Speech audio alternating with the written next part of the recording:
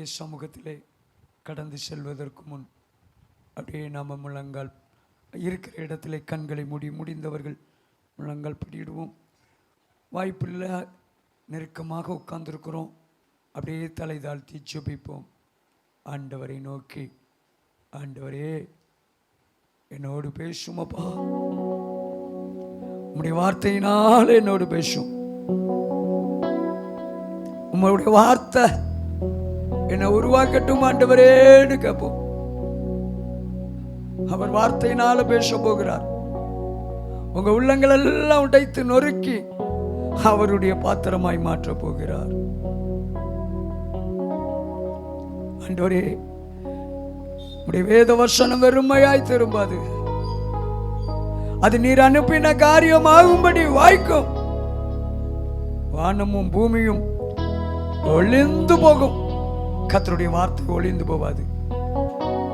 அன்றைய கிருபையுள்ள கருத்துக்குள் அர்ப்பணிக்கிறோம். ஆண்டவரே, எங்க எல்லாரோடும் பேசும். இயேசுவின் மூலம் வேண்டிக் கொள்கிறோம் பரமபிதாவே, ஆமென். உட்காருவோம். இந்த நாளிலேயும் கூட நாம் தேவனுடைய பார்வையில் அருமையானவர்கள். அல்லேலூயா. அருமையானவர்களா இல்லையா? அல்லேலூயா. வாசிப்போம். யோவான் எழுதின சுவிசேஷம் 21 அதிகாரம் 15 வசனத்தை வாசிப்போம். அவர்கள் போஜன பண்ணின பின்பு இயேசு சீமோன் பேதுருவை நோக்கி, யோனாவின் குமாரனாகிய சீமோனே, இவர்களிலும் அதிகமாய் நீ என்னிடத்தில் அன்பாயிருக்கிறாயா என்றார். அருமையான கர்த்தருடைய பிள்ளைகளே, கர்த்தர் நம்மளை எவ்வளவு நேசிக்கிறார் பாருங்க. கூட இருந்த சீஷனை நேசிக்கிறார். நான் அந்த பகுதியை தியானிக்கும் போது தான் யோசித்து பார்த்தேன். யூதாஸ் தவறு செஞ்சான்னு மட்டும்தான் இருக்குது. ஆனால் யூதாஸ் காட்டி கொடுக்க போகிறாங்கிற அந்த தீர்க்க தரிசன வார்த்தைகள் எருசலேமை பார்த்த ஆண்டவர் என்ன செய்தாராம்? கண்ணீர் விட்டார். தன்னோடு கூட இருந்த இத்தனை ஆண்டுகள், 33 ஆண்டு காலம் இந்த பூமியில் வாழ்ந்தார். 3 வருஷம் ஊழியம் செஞ்சார். மக்களுடைய காரியங்களெல்லாம் பார்த்துட்டு நம்ம வாசிக்கிறோம். கெத்சமனே தோட்டத்தில் கண்ணீர் விட்டு அழுதாராம். அவருடைய வேர்வை துளியானது இரத்தத்தின் பெருந்துளியாய், இரத்த நாளங்கள் உடைந்து விடுமாம். ஒரு மனிதனுக்குள்ளே துக்கம் வரும்போது, அப்போ நம்மெல்லாம் எனக்கு இருக்கிற கவலை யாருக்கு தெரியும் நம்ம சொல்கிறோம். நம்ம கவலைகள் அவ்வளோ பெரிய கவலைகளை அன்றைக்கு இயேசு கெத்சமனே தோட்டத்தில் கண்ணீர் விட்ட கவலை நமக்கு என்ன செய்யலை? வரலை. சுருக்கமாக சொல்ல போனால் யோபுக்கு கூட வரலை. பிள்ளைகளை இழந்து நின்னான், சொத்து சுகங்களை இழந்து நின்னான். தான் நேசித்து ரொம்ப அன்பு செலுத்தின நண்பர்கள் அவர்கள் தூஷித்தார்கள். நான் கடந்த நாட்களில் கூட உங்களோடு கூட பகிர்ந்து கொள்ளும்போது கூட சொல்லியிருக்கேன். நம்ம யாரையும் அப்படி நேசித்திருக்க மாட்டோம். யோபுடைய நண்பர்கள் ராப்பகலாக வந்து அவன் பாதத்தில் உட்கார்ந்து இருந்து சாப்பிடாம இருந்து அவன் பட்ட கஷ்டத்தை அவங்களால தாங்கிக்க முடியலன்னு சொல்லி தலையிலே மண்ணை போட்டு தூட்டி கொண்டு கதறினார்கள். ஆனால் அவர்கள் கூட அந்த அன்பை கடைசி வரைக்கும் காண்பிக்க முடியலை. ஆனால் அருமையான கர்த்தருடைய பிள்ளைகளே, நம் தேவன் நம்மை நேசிக்கிற அன்பு பெரியது. இரத்தத்தின் வேர்வையானது இரத்தத்தின் பெருந்துளியாய் வந்ததுங்க. இங்கே பார்த்தீங்கன்னா பேதுரு காட்டி கொடுத்துட்டான். ஆனாலும் ஆண்டவரை தேடி அவருக்கு பின்னால் ஓடி வந்திருக்கிறாங்க. ஆண்டவர் என்ன கேள்வி கேட்குறாரு? சீமோனே, இவர்களிலும் அதிகமாய் நீ என்னிடத்தில் அன்பாய் இருக்கிறாயா? இந்த ராத்திரி வேளையில் நம்ம எல்லாரையும் பார்த்து கேட்கிறாரு, நீ ஆண்டவருடைய வார்த்தையின்படி நடக்கிறாயா?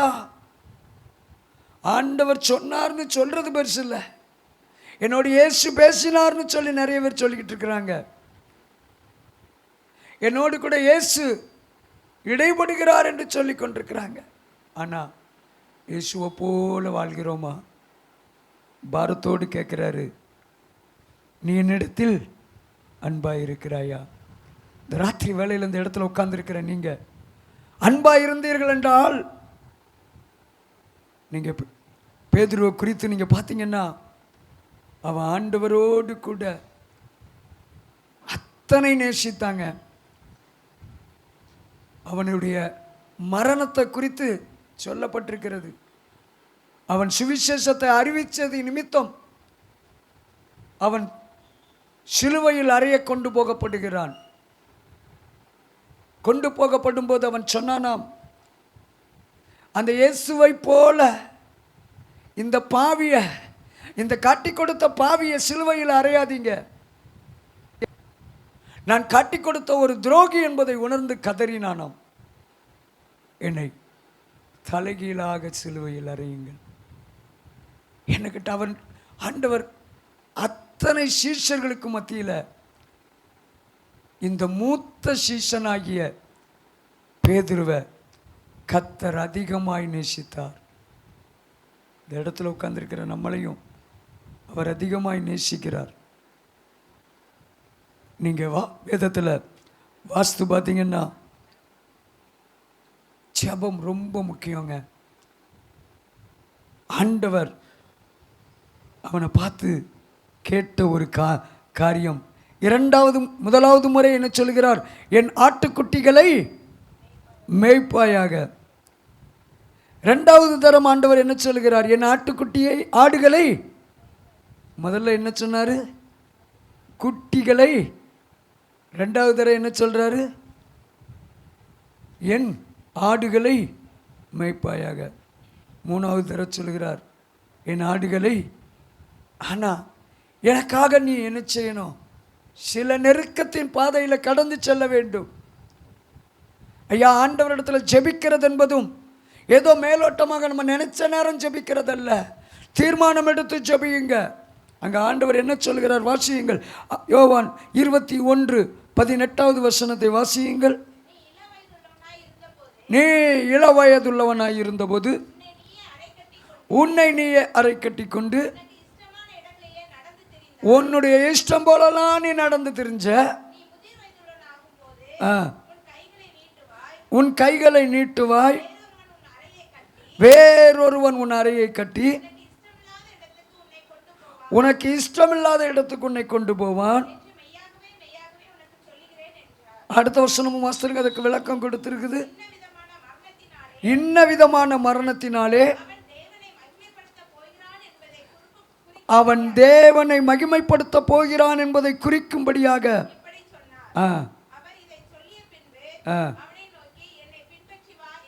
அவனை நோக்கி என்னை பின்பற்றி வா. ஐயா, எனக்காக நீ பாடுபடணும். ஆண்டவருடைய அன்பு பெரியதுங்க. இயேசு உங்களை அதிகமாய் நேசிக்கிறார். உங்களால் காலையில் 5 மணிக்கு எழுந்திரிச்சு என்ன செய்ய முடியல, ஜெபம் பண்ண முடியலை, கொஞ்ச நேரம் உட்காந்து வேதத்தை வாசிக்க முடியலை, ஒரு சின்ன ஊழியத்தை ஒரு நேரத்தை ஒதுக்கி உங்களுக்கு செயல்படுத்த முடியலை. ஆண்டவருக்காக உங்களால் ஒன்றும் செய்ய முடியலை. ஏன்? உலகத்தில் சிக்கி கொண்டிருக்கிறீர்களோ?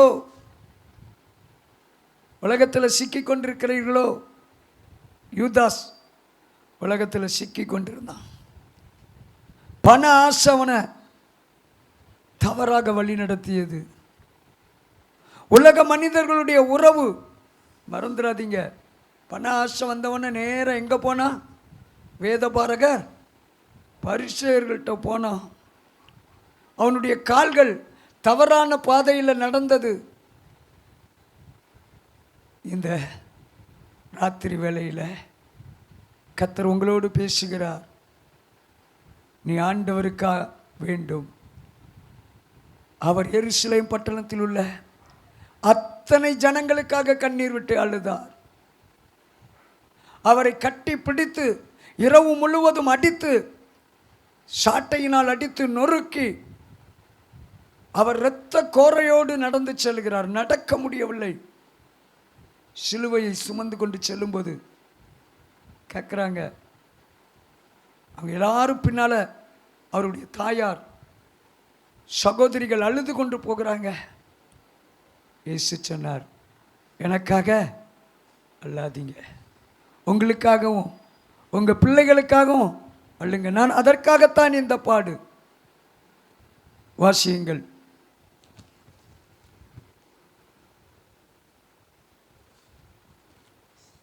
எபிரேயருக்கு எழுதின நிருபம் 2ஆம் அதிகாரம் 10வது வசனத்தை வாசியுங்கள். எபிரேயர் 2:10. ஏனென்றால் தமக்காகவும் தம்மாலையும் சகலத்தையும் உண்டாக்கினவர் அநேகம் பிள்ளைகளை மகிமையில் கொண்டு வந்து சேர்க்கையில் அவர்களுடைய ரட்சிப்பின் அதிபதியை உபத்திரவங்களினாலே பூரணப்படுத்துகிறது அவருக்கு ஏற்றதாக இருந்தது. எதன் மூலம் பூரணப்படுத்த வேண்டியது இருந்தது? உபத்திரவம். உபத்திரவம் உங்களை பூரணப்படுத்தும்.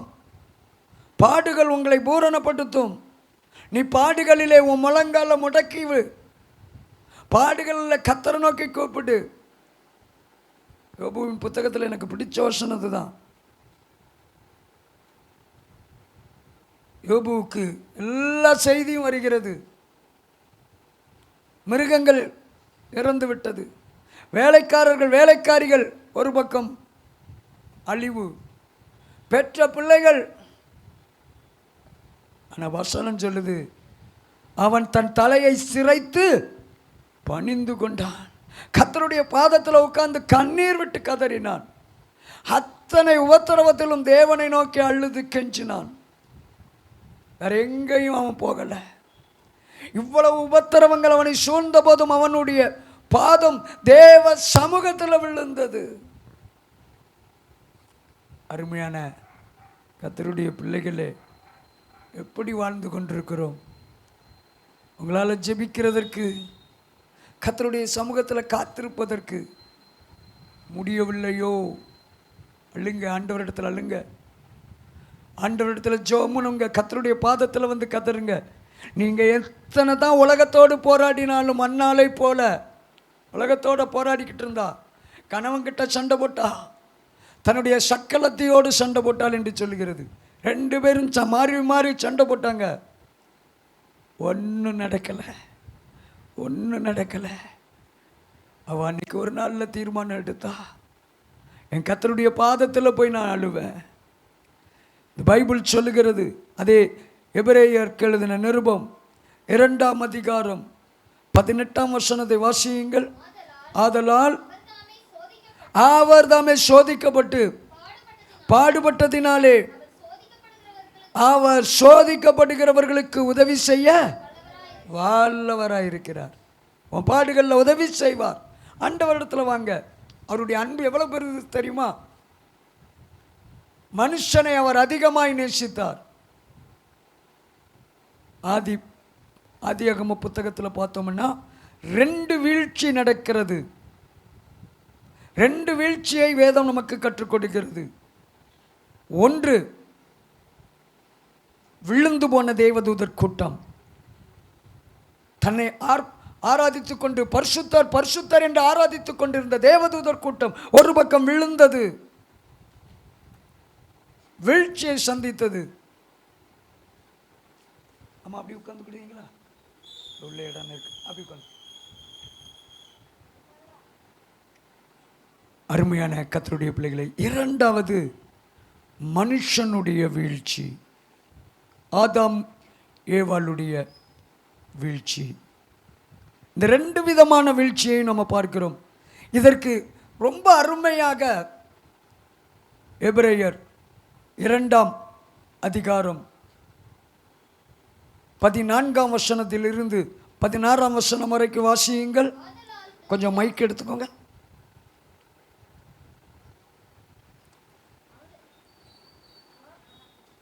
ஆனாங்களே சத்தம் வாசி. ஆதலால் பிள்ளைகள் மாம்சத்தையும் இரத்தத்தையும்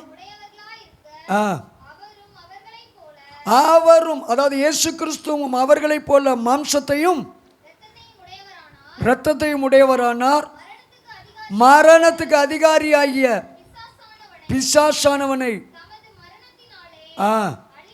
தமது மரணத்தினால் அழிக்கும்படிக்கும் ஜீவ காலமெல்லாம் மரண பயத்தினாலே அடிமைத்தனத்திற்குள்ளானவர்கள் யாவரையும் விடுதலை பண்ணும்படிக்கும்.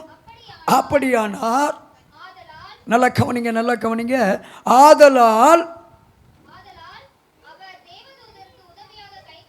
தேவதூதர்களுக்கு உதவியாக கை கொடாமல்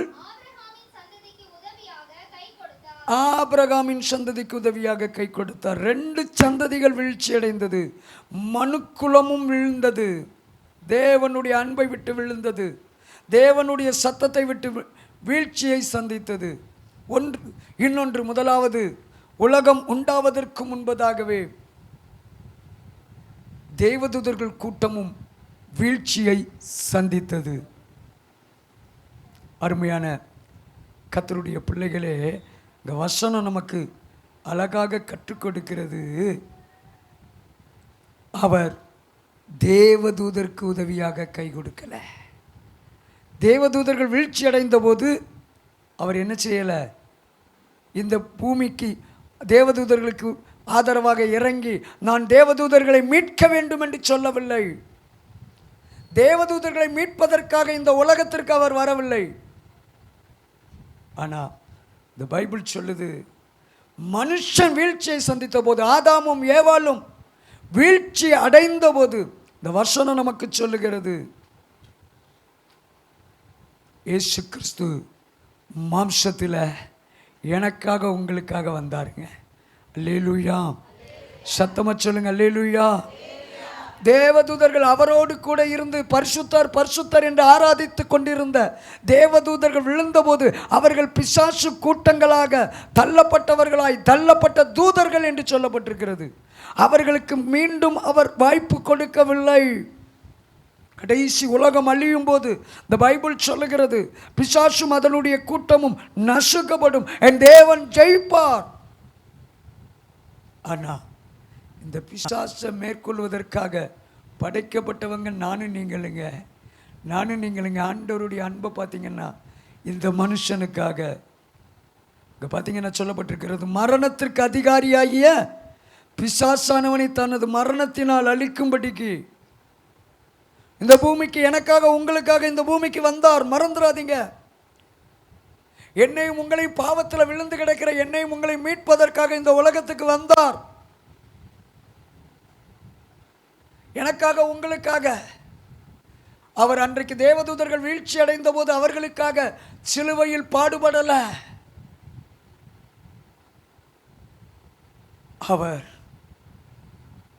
அவர் மரணத்திற்கு பின்பதாக இந்த உலகத்திலே தோன்றும் ஒவ்வொரு மனிதனுக்காக மரணத்தை ருசி பார்த்தார்.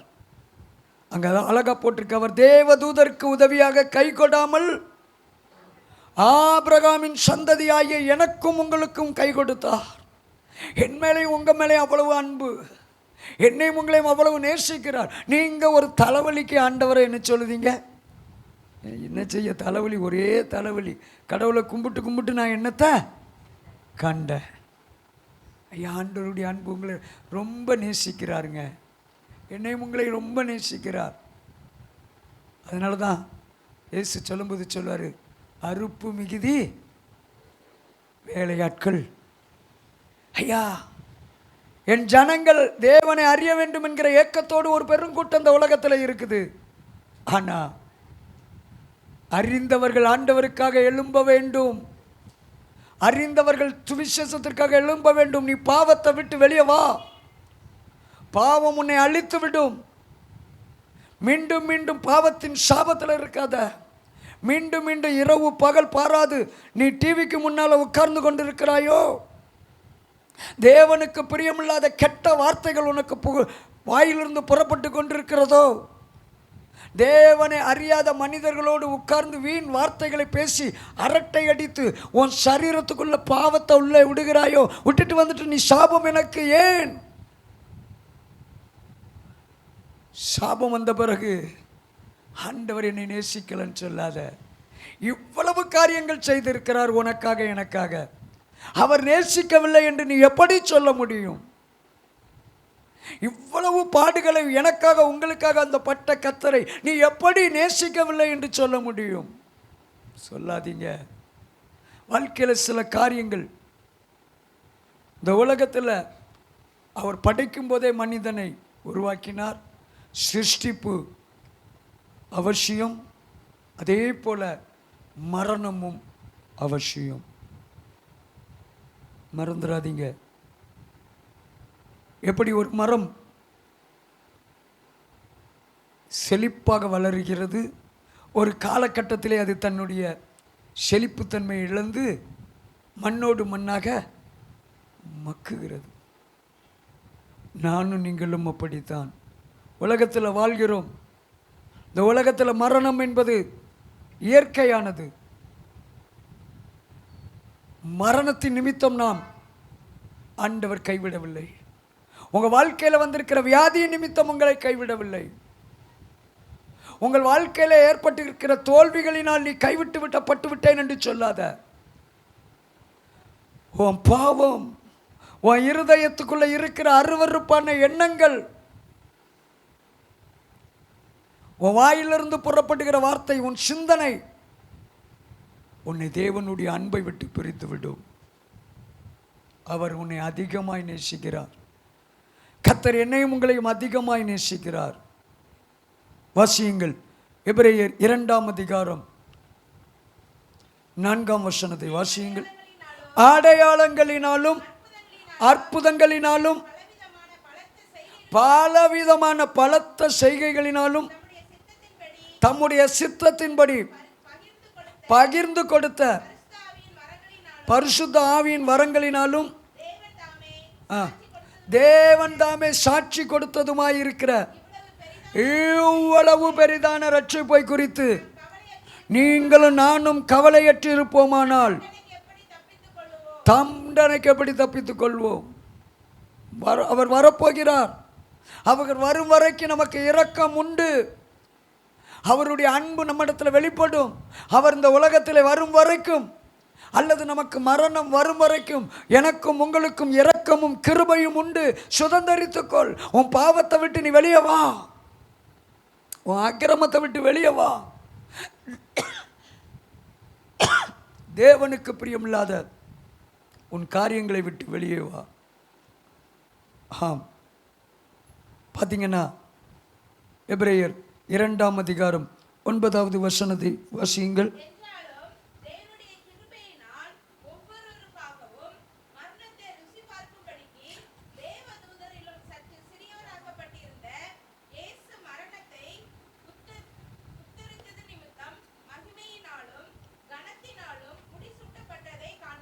அருமையான கர்த்தருடைய பிள்ளைகளே, ஒவ்வொருவருக்காகவும் மரணத்தை ருசி பார்த்தார். எனக்காக மரித்தார். இங்கே வந்திருக்கிற ஒவ்வொருவருக்காக, இந்த உலகத்தில் வாழ்கிற ஒவ்வொருவருக்காக மரணத்தை ருசி பார்த்தார். தேவதூதரிலும் சற்று இந்த அதிகாரத்தை எபிரேயரில் வாசித்து பார்த்தீங்கன்னா, பிதா, குமாரன், அதற்கடுத்து 3ஆம் நிலையிலே அங்கே நமக்கு சொல்லப்பட்டிருக்கிறது தேவதூதர்கள். 4ஆம் நிலையாக சொல்லப்பட்டிருக்கிறது மனுஷன். ஆண்டவர் இந்த 2வது நிலையிலிருந்து தேவதூதர்களுக்காக அல்ல, நமக்காக மனிதனாக இந்த பூமிக்கு வந்தார். அல்லேலூயா. சத்தமாக சொல்லுங்க, அல்லேலூயா. நம்மை போல மனு உருவெடுத்தாருங்க. ஒரு தேவதூதர்களை போல அல்ல, நம்ம போல ஒரு மனு உருவம் எடுத்து நமக்காக இத்தனை பாடுகளை பட்டு அங்கே சொல்லப்பட்டிருக்கிறது. மரணத்தை உத்தரித்தது நிமித்தம் மகிமையினாலும் கனத்தினாலும் சொட்டப்பட்டு இன்றைக்கு பிதாவின் வலது பார்சத்தில் நமக்காக பரிந்து பேசுகிறவராய் இருக்கிறார். எனக்காக உங்களுக்காக பரிந்து பேசி கொண்டிருக்கிறார். உங்கள் கண்ணீர் ஜெபத்தை அவர் பிதாவினிடத்தில் சொல்லி கொண்டிருக்கிறார். அல்லேலூயா. நீ கண்ணீர் விட்டு கதறும் போது உன் ஜெபம் கேட்கப்படும். நீ அழுது ஜெபிக்கும் போது உன் ஜெபம் கேட்கப்படும். உன் அன்பை நீ எப்படி வெளிப்படுத்த போகிறாய்? உன் ஜெபத்தினால, உன் வேத வாசிக்கிறதுனால, ஆண்டவருக்காக நீ ஊழியம் செய்கிறதுனால. இதை தவிர நீ வேற எந்த வழியிலையும் நீ தேவனுக்கு நீ கொடுக்கிற காணிக்கை அல்ல, உன் பணம் அல்ல. நீ அதிகாரமுள்ள இடத்துல ஒருவேளை ஒரு பெரிய பதவி, ஒரு பேராயராகவோ அல்லது ஆயராகவோ அல்லது மகாபெரிய கனம் பொருந்தியவர்களாகவோ நீ இருப்பதினால் அல்ல. நீ உன்னதமான ஸ்தானத்தில் இருக்கிற அதிகாரத்தினால் அல்ல. நீ உன் அன்பை வெளிப்படுத்துவது என்ன? சண்டை போட்டுட்டு இருக்கிறாங்கல்ல, நான் மூப்பனாவன், என்னை மிஞ்சி ஒரு ஓட்டில் வந்துட்டான். ஐயா, இதெல்லாம் என்னையும் உங்களையும் அவரிடத்தில் அன்போடு கூட இணைப்பது அல்ல. அன்போடு கூட இணைப்பது நீ உன்னுடைய முழங்கால முடக்கி ஆண்டவருடைய சமூகத்தில் கண்ணீர் விடுவது. நீ ஆண்டவருடைய சமூகத்தில் நீ வேதத்தை வாசித்து கதறி உட்கார்ந்திருப்பது.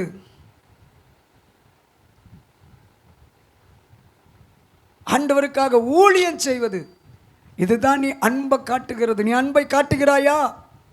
உனக்காக தம்முடைய அன்பை காண்பித்தார் சிலுவையிலே. அந்த தேவனுக்கு நீ இந்த அன்பை காண்பிக்கிறாயா?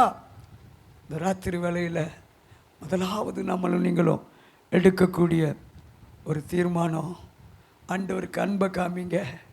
உங்கள் அன்பை காமிங்க. உங்கள் அன்புக்காக இயங்குகிறார். அல்லேலூயா.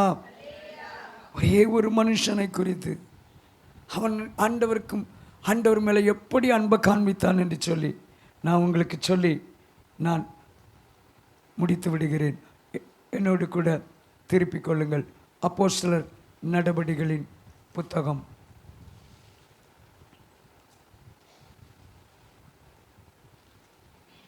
7ஆம் அதிகாரம்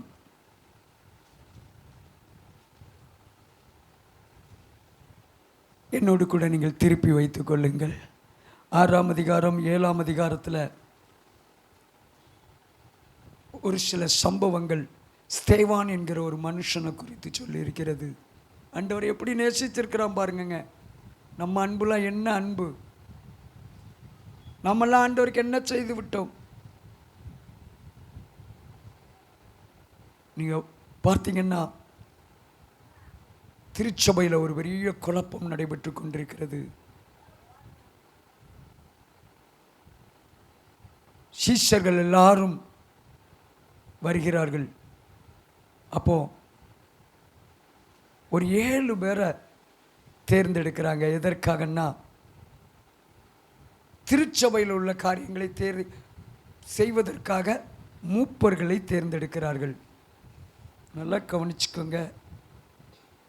மூப்பர்கள் பதவி என்பது பணவரவு, திருச்சபை மக்களில் ஒழுங்குபடுத்துகிற காரியம், கூட்ட ஒழுங்கு, நிறைய பணிகள் இருக்குது. ஒரு பொறுப்பு, மதிப்பு மிக்க ஒரு பொறுப்பு.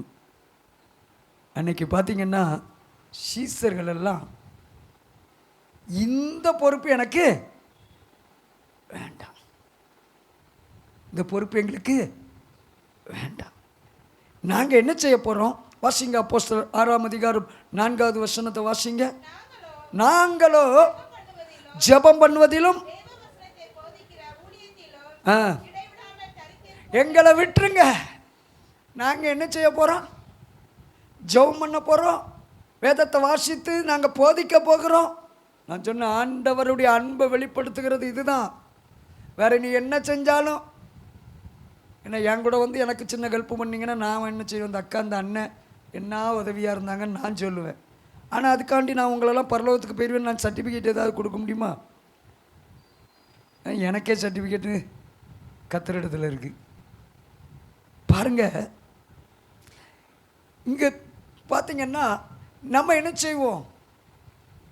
ஒவ்வொன்றுக்கும் மூப்பர்களை தேர்ந்தெடுப்போம்னு சொல்லி மூப்பர்களை தேர்ந்தெடுக்கிறாங்க. அந்த மூப்பராக இருக்கிறதுக்கு கூட சும்மாலாம் தேர்ந்தெடுக்கல. அந்த நாட்களில் என்னெல்லாம் இருந்துச்சா 5வது வசனத்தில் போட்டிருக்கோம், 6:5. விசுவாசம், பரிசுத்தாவி நிறைந்த ஒரு கூட்டத்தை தேர்ந்தெடுக்காங்க. இப்போ மூப்பனாகணும்னா என்னது வேணும்? பணம் வேணும். நான் ஒரே ஒரு தடவை ஒரு பள்ளிக்கூடத்தில் வேலை பார்க்கும்போது என்ன வச்சாங்க, இவன் ஒழுங்குக்கு வர மாட்டான்னு தூக்கி வெளியே போட்டாங்க. அதுக்கு பிறகு எனக்கு கொடுக்கவே இல்லை. அவங்க தான் கூப்பிட்டு வச்சாங்க, அவங்களே என்ன செஞ்சிட்டாங்க. நமக்கெல்லாம் லாய்க்கப்படாது. அதுக்கெல்லாம் என்னது அடிக்கணும்? சிங்கி நல்லா அடிக்கணும். பாருங்க, விசுவாசம், பரிசுத்தாவி. இன்னைக்கு விசுவாசமும் பரிசுத்தாவி இருக்கிறவங்கெல்லாம் மூப்பராகிறதுக்கு தகுதியே கிடையாது. யார் தான் தகுதி? துட்டு இருக்கணும், பேச்சு திறமை இருக்கணும். பார்த்தீங்கன்னா அதில் ஒருத்தன் தான் இந்த ஸ்தேவான். அப்போஸ்தலர்கள் 12 பேரும் வந்து இவங்களை ஜெபம் பண்ணி ஆசீர்வதித்து ஊழியம் செய்ய போகிறாங்க, அனுப்புகிறாங்க.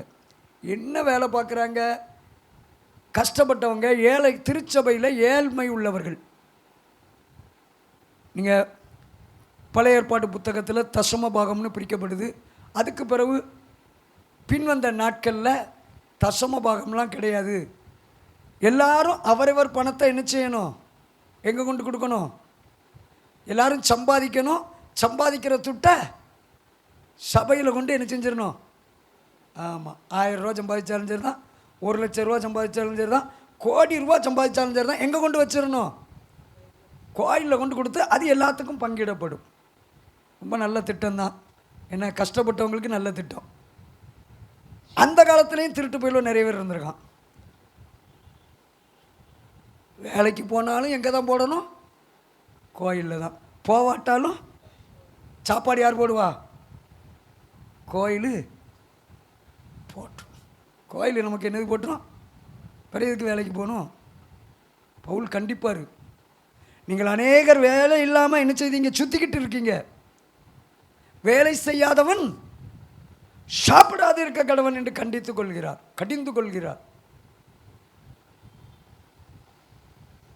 பிறகு அதுக்கு பிறகு தான் பவுலுக்குடைய காலத்தில் நிறைய மாற்றங்கள். எப்படி கொடுங்க? கொஞ்சம் விதைக்கிறவன் கொஞ்சம் இருப்பான், நிறைய விதைக்கிறவன் நிறைய இருப்பான். கற்றுக் கொடுக்கிறார்.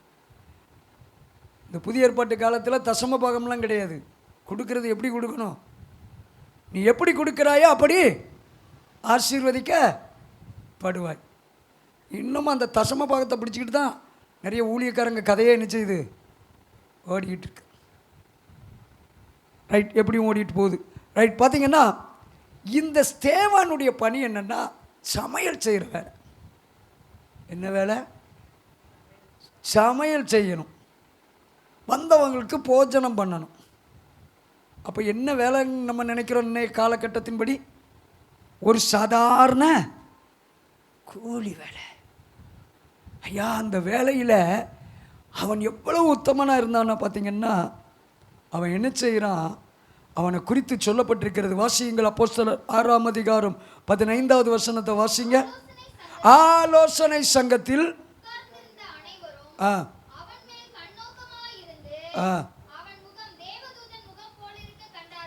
அவனுடைய முகம் எப்படி இருந்துச்சா? அவனை இப்போ பிடிச்சாச்சு. ஏன்னா இவன் சுவிசேஷம் சொல்லி சோறு பொங்குதான்னு பார்த்தா இவன் சோறை மட்டும் பொங்க மாட்டான். என்ன செஞ்சுக்கிட்டு இருக்கிறான்? சுவிசேஷம் சொல்லிக்கிட்டு இருக்கிறான். அநேகருக்குள்ள இயேசுதான் தெய்வம் என்று சொல்லி அறிவித்துக் கொண்டிருக்கிறான். அவனை குறித்து போட்டிருக்கிறது, அவன் பேசின ஞானத்தையும் ஆவியையும் எதிர்த்து நிற்க அவர்களால் கூடாமல் போயிட்டு. அவன் பேசின பேச்சுக்கிட்ட யாரும் நிற்க முடியலை. இவனை குறித்து சொல்கிறாங்க, மோசைக்கும் தேவனுக்கு விரோதமாக இவன் தூஷண வார்த்தைகள் பேசினான்னு சொல்லி அவன் மேலே குற்றச்சாட்டி இப்போ அவனை சிறை கைதியாக கொண்டு விட்டாச்சு. அருமையான கர்த்தருடைய பிள்ளைகளே, ஆண்டவருக்காக எப்படி நேசத்தை வெளிப்படுத்தியிருக்காங்க. ஆண்டவருக்காக எப்படி அன்பை வெளிப்படுத்திருக்கிறாங்க. இப்போ இவனை கொண்டு ஆலோசனை சங்கத்தில் விட்ட உடனே அவன் பழைய ஏற்பாட்டு புத்தகத்தில் இருந்து சொன்ன நமக்கு நேரம் போதாது. ஆபிரகாமிட்ட ஆண்டவர் தரிசனமாகி கானானை நீங்கள் சொந்தமாக்குவீங்கன்னு சொன்னதிலிருந்து அவன் ஒவ்வொரு செய்தியாக மோசையை குறித்து நான் தவறாக பேசினேன், தூஷணமாக பேசினேன்னு சொல்கிறீங்களே, நான் சொல்கிறேன் பாருங்கள்னு சொல்லி தீர்க்க தரிசனத்தெல்லாம் ஞானம் உள்ளவனாய் காணப்பட்டான். பைபிள் ஞானம் வேணும். சும்மா அங்கே வந்து உட்காந்து கேட்டுட்டு செய்தியை கேட்டுட்டு போயிட்டே இருக்கக்கூடாது. வேதத்தை வாசிக்கணும். வேதத்தை இன்னைக்கு நிறைய பேருக்கு பைபிள் ஞானமே இல்லாமல் ரொம்ப அழகாக பேசுகிறாங்க. நம்ம ஆளுக்கு அதை தான் ஸ்டேட்டஸில் வைக்காங்க. ஸ்டேட்டஸில் பார்த்தீங்கன்னா கர்த்தர் நீ உடைந்து போன உன் உள்ளத்தை நொறுக்கி கொண்டிருக்கிறான்னு அதை ஸ்டேட்டஸில் எடுத்து போட்டுருவான். வசனமே இருக்காது. கேட்குறதுக்கு எப்படி இருக்கும்? இன்னைக்கு நொறுக்கப்பட்ட இருதயத்தை கர்த்தர் மாற்றிக்கொண்டிருக்கிறார். உன் கவிழ்ந்து போன கப்பலை ஆண்டவர் தூக்கி நிறுத்துகிறார். இதெல்லாம் பேசுறதெல்லாம் ஸ்டேட்டஸ் வச்சு கொண்டு பரிதாபமான பைபிளில் உள்ள ஒரு வசனம் இல்லாமல் மக்கள் எதையோ நாடி அதில் விழுந்து கொண்டிருக்கிறாங்க. வசனத்தை வாசி, வேதத்தை வாசி. இவனை குறித்து சொல்லப்பட்டிருக்கிறது சோர் பொங்குற வேலைக்கு போனாங்க. அந்த ஒரு மூப்பனாக இருந்து கொண்டு இத்தனை அவனை குறித்து சொல்லப்பட்டிருக்கு. அவன் பேசின ஞானத்தை எதிர்த்து நிற்க முடியல. அத்தனை ஞானமாய் பேசுகிறான். இவங்க வாதாடுறாங்க. இன்றைக்கும் பார்த்தீங்கன்னா இஸ்லாம் சமயத்தில் பார்த்தீங்கன்னா வட்டமாக உட்காந்து என்ன செய்வாங்க, யார் வேணாலும் போய் என்ன செய்யலாம், அவங்க கூட வாதாடலாம். இன்றைக்கி நம்ம போய் நான் அவங்க கூட வாதாட வரணும் வாங்க அப்படின்னு வரவேற்பு கொடுத்து என்ன செய்வாங்க, கூப்பிட்டு அவங்க பள்ளிவாசலுக்குள்ளே நம்ம எல்லோரும் என்ன செய்யலாம். ஆனால் நம்ம போய் என்ன செய்யலாம், அவங்க சொல்கிறத அவங்க சொல்லுவாங்க, நம்ம வாதாடணும்.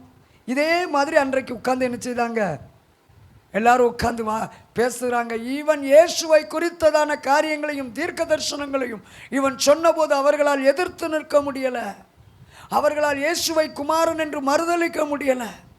தாவீது சொன்னான் அல்லவோ 2ஆம் சங்கீதத்தில், குமாரன் கோபம் கொள்ளாமலும் வழியிலே அழிந்து போகாமலும் இருக்கும்படிக்கு அவரை முத்தம் செய்யுங்கள். கொஞ்ச காலத்தில் அவருடைய கோபம் பற்றியும் அவர் சீக்கிரமாய் வரப்போகிறார். எல்லா காரியங்களையும் எடுத்துரைக்கிறான். எல்லா காரியங்களையும் எல்லா செய்திகளையும் அவன் எடுத்துரைக்கிறான். செங்கடல் பிளந்தது, எல்லா செய்திகளையும் யோசேப்பு குறித்த காரியங்கள் எல்லாவற்றையும் அவன் சொல்லுகிறான். நீங்கள் பின்னால் பார்த்தீங்கன்னா கடைசியாக அங்கே இருந்த கூட்டத்தினரை பார்த்து சொல்லுகிறான்.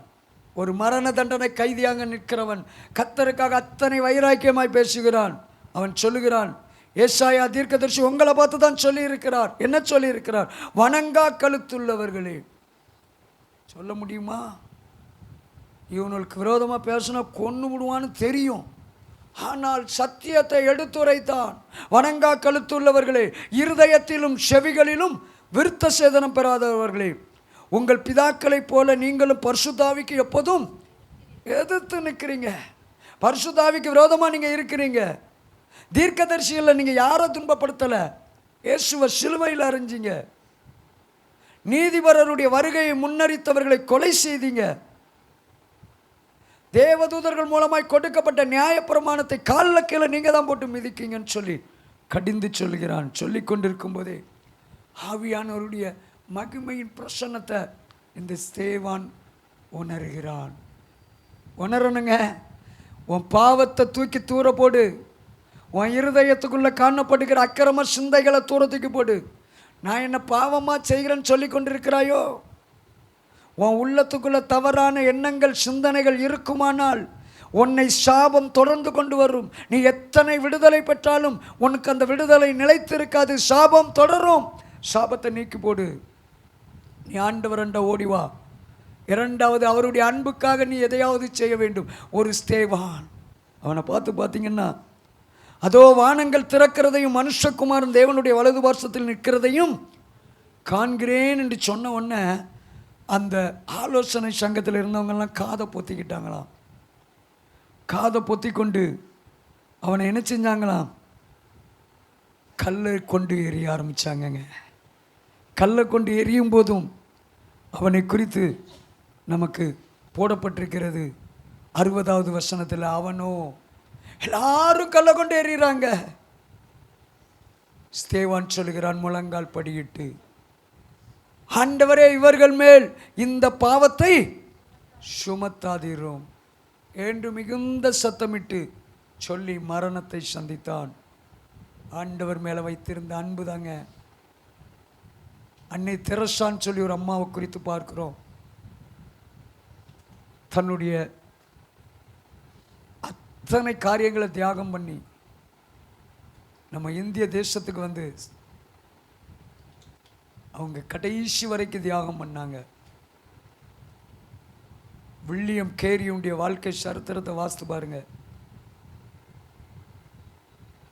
மனைவி பிள்ளைகளை இழந்தும் சுவிசேஷத்திற்காக ஓடினார்கள். நீ இன்னும் இந்த உலக ஆசை உன்னை சூழ்ந்திருக்கிறதோ, இன்னும் தேவன் மேல் உனக்குரிய அன்பு இல்லையோ, ஆண்டவர் இந்த ராத்திரி வேளையிலே உன்னை பார்த்து கேட்கிறார். உன் பேரை சொல்லி கேட்கிறார், நீ என்னில் அன்பாயிருக்கிறாயா? இந்த இடத்துல உட்கார்ந்திருக்கிற எல்லாரையும் காட்டிலும் அன்பாயிருக்கிறாயா? இந்த பாளையங்கோட்டை பட்டணத்தில் வசிக்கிற ஒவ்வொருவரை விட நீ அன்பாயிருக்கிறாயா? உங்கள் அன்பு எப்படிப்பட்டது? நீங்கள் தேவனை நேசிக்கிறீர்கள் என்றால் இந்த ராத்திரி வேளையில் 3 தீர்மானங்கள் எடுத்தாக வேண்டும். ஆண்டவரிடத்தில் உங்கள் அன்பை காண்பிக்கிறீர்கள் என்றால் ஜெபம், வேதத்தை வாசிக்கிறது, ஆண்டவருக்காக எதையாவது நீ செய்வதற்கு அழைக்கப்பட்டவன். ஆண்டவர் உன்னிடத்தில் அன்போடு எதிர்பார்க்கிறார்.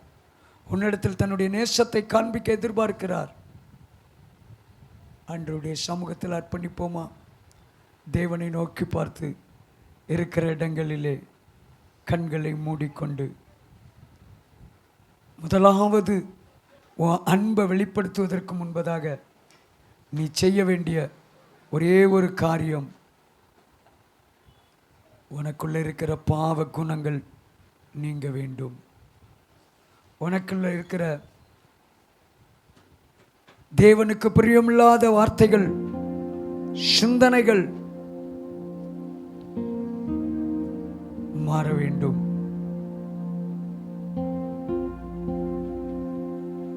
அப்பாவை நோக்கி பார்ப்போமா?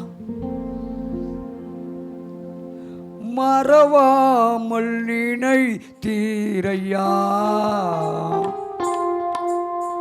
மனதார நன்றி சொல்வே.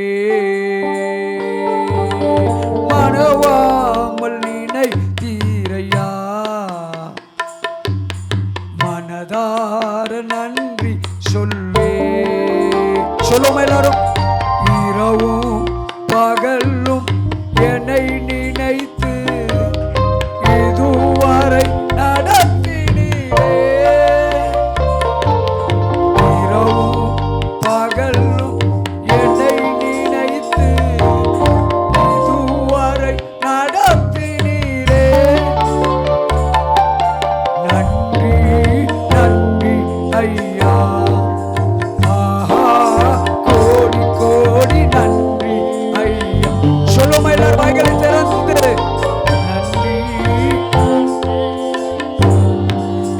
ஆஹா கோடி கோடி நன்றி ஐயா.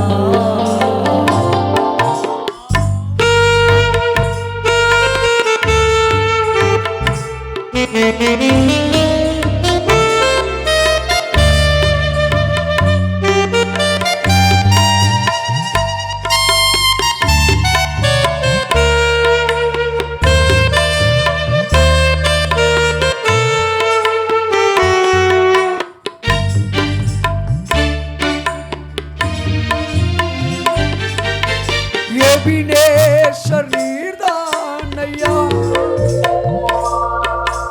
இதுவரை உதவினீரே. கர்த்தருடைய அன்பு பெரியதுங்க. இதான் ஐயா, இதுவரை உதவினீரே.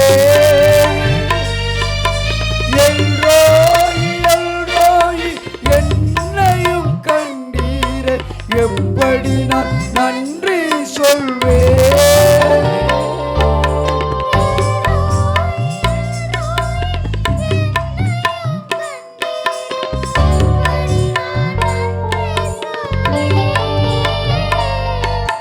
நன்றி நன்றி ஐயா.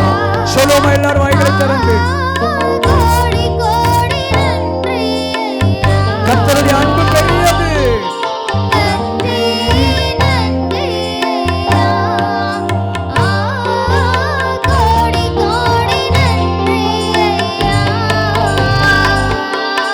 மறவாமல் நினைத்தீரையா.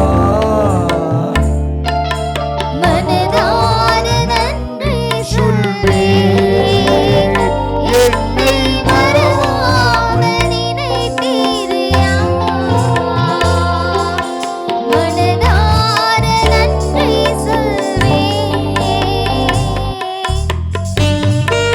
பலகீன நேரத்துல எத்தனை நேரம் சுகந்தம் இருக்கிறார்.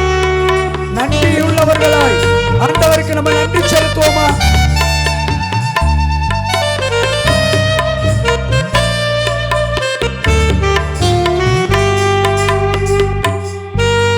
பலகீன நேரங்களில்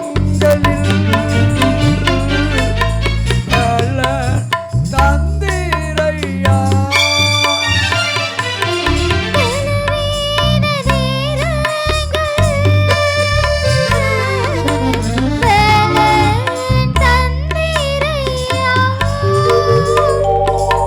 சுகமானேன் சுகமானேன் தழும்புகளால் சுகமானேன் என் குடும்ப மருத்துவர் நீரே.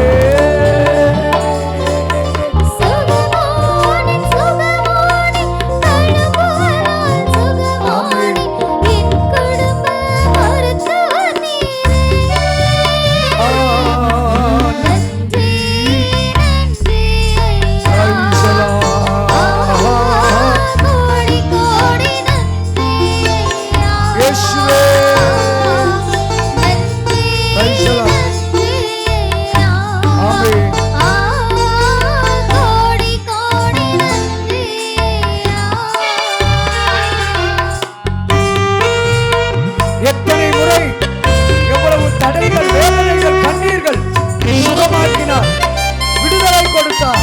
அந்த கர்த்தருக்கு நான் செலுத்துகிற நன்றி என்ன?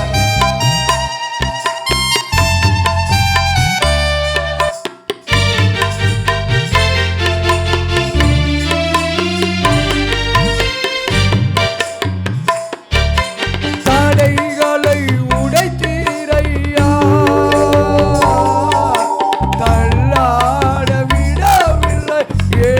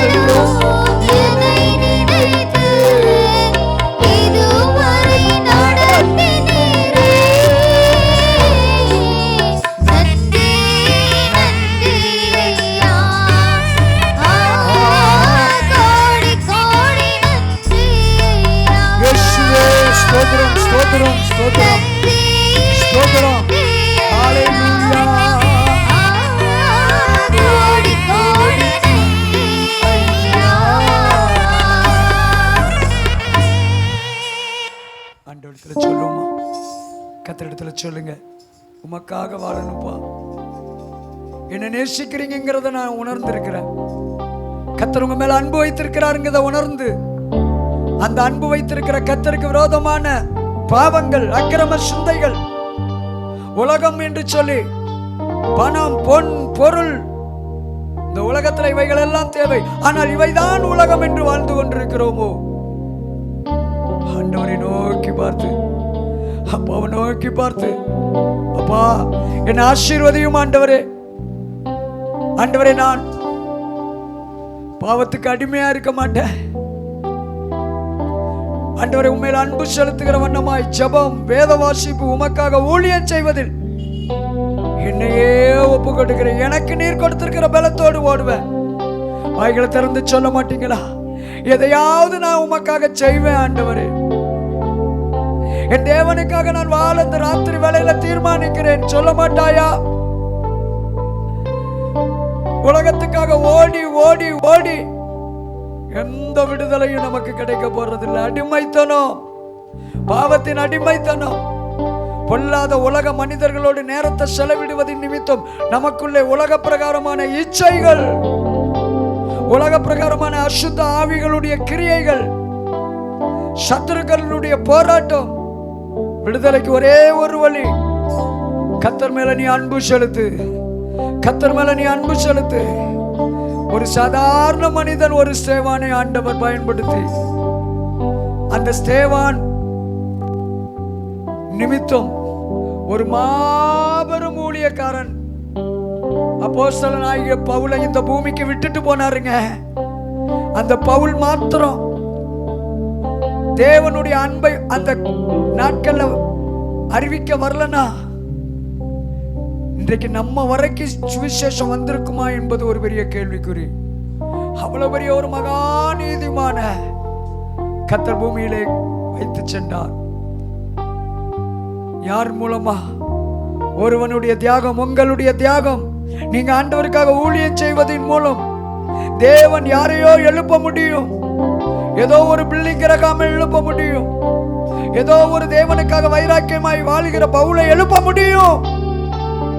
ஆண்டவரிடத்தில் ஒப்பு கொடுங்க, கர்த்தரிடத்தில் ஒப்பு கொடுங்க. நான் வாழ்வேன் ஆண்டவரே என்று சொல்லி என்னை தாழ்த்தி ஒப்பு கொடுக்கிறேன் என்று அர்ப்பணிப்போமா?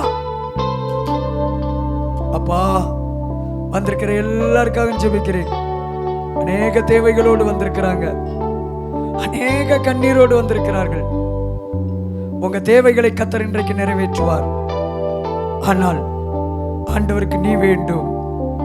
ஆண்டவர் உன்னை நேசிக்கிறார். ஆண்டவர் உன்னை நேசிக்கிறார்.